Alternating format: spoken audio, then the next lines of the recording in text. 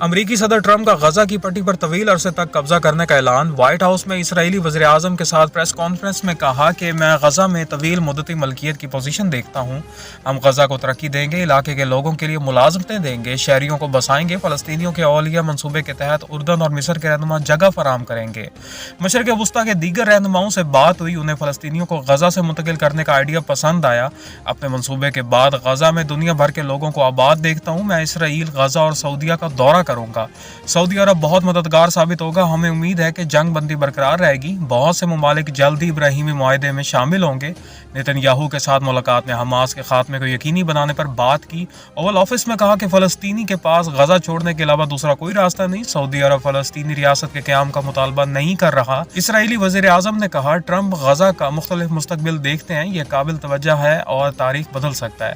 فلسطینی ریاست کے قیام کے بغیر سعودی عرب اسرائیل سے تعلقات قائم نہیں کرے گا۔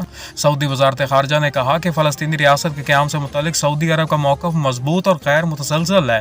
ولی عہد سلطنت کے موقف کے کھلے اور دو ٹوک انداز سے تصدیق کرتے ہیں۔ سعودی عرب کے موقف کی کسی بھی حالت میں کسی تشریح کی اجازت نہیں۔ فلسطینی سے متعلق کے موقف پر گفت و شنید کی ہی نہیں جا سکتی۔